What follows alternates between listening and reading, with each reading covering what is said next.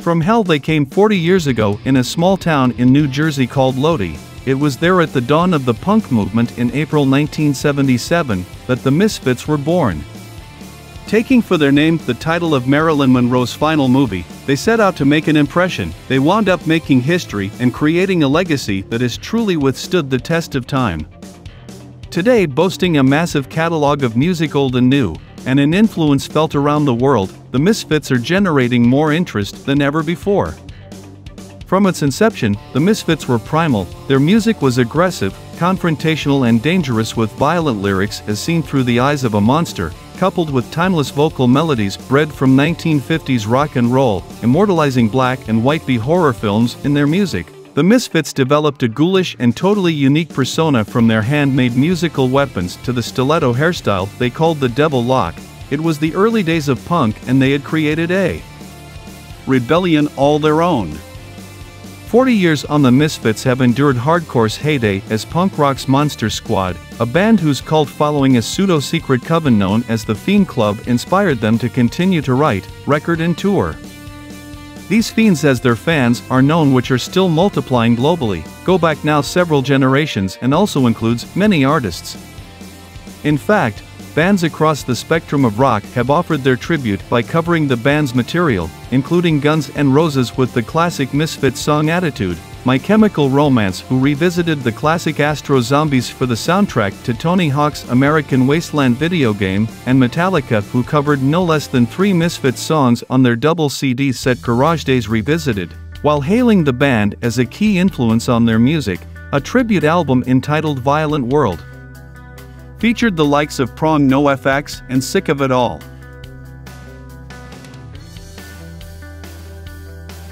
The iconic Fiend skull, which was once crudely painted on their equipment, leather jackets, and everything they could get their hands on, has since become a staple in pop culture and an instantly recognizable symbol worldwide.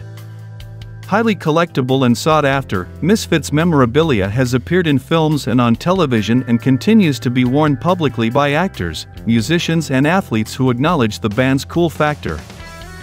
Asked why this hunger for all things Misfits endured, Jerry only ventures, "I think we created a niche, we stuck to what we did, and we did it well. We never tried to pull something over on people, we just tried to entertain 'em while rocking 'em real hard.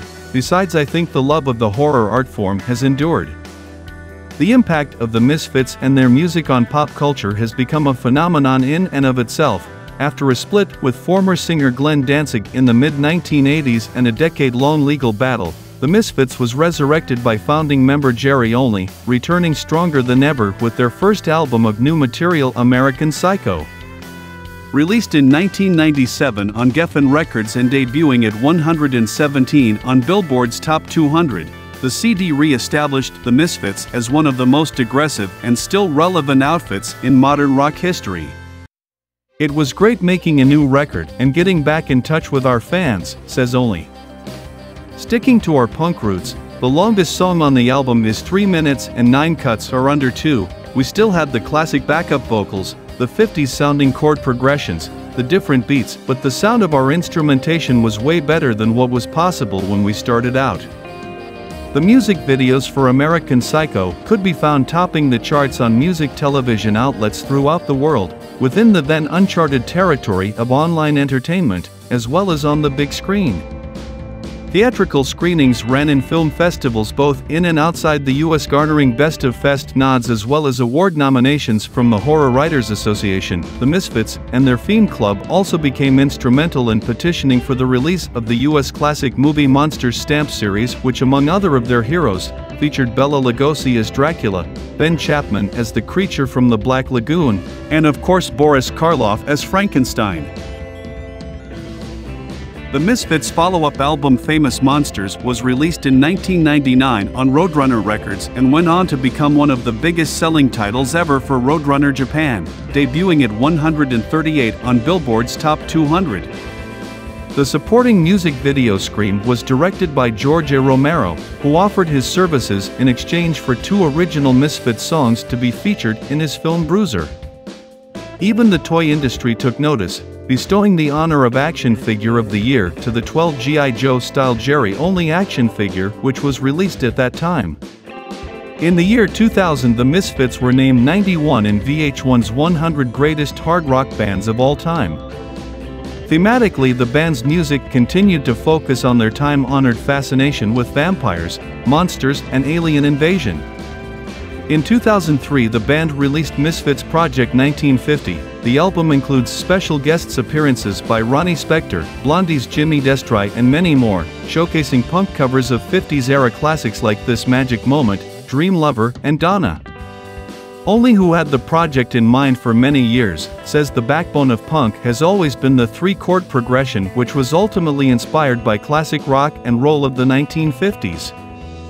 Released independently on the newly formed Misfits Records label imprint, the CD debuted on Billboard's Heatseekers chart at 2, and Billboard's Top Independent Album chart at 5, notably the highest charting release in the entire 30-plus-year legacy of the Misfits. Project 1950 also marked the first full-length release to feature Jerry only on both lead vocals and bass, with former Black Flag Alan Des Cadena on guitar.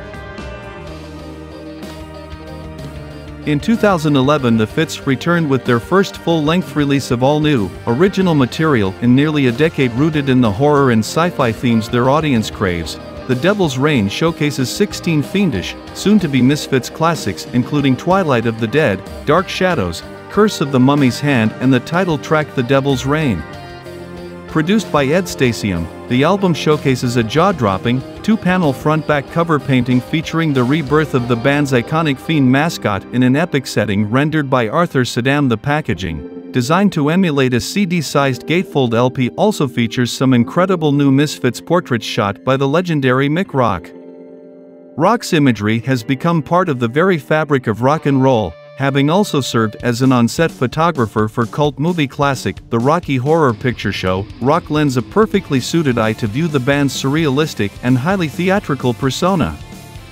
The Devil's Reign is not just a continuation of a historic legacy, it's a total reboot ushering in a new era of terror. In a sense, it's the debut album from the legendary Misfits of this decade, from fans of their classics to newcomers discovering the band for the very first time. The Devil's Reign sets the bar and redefines the ferocity and melody that has made the Misfits omnipresent and immortal.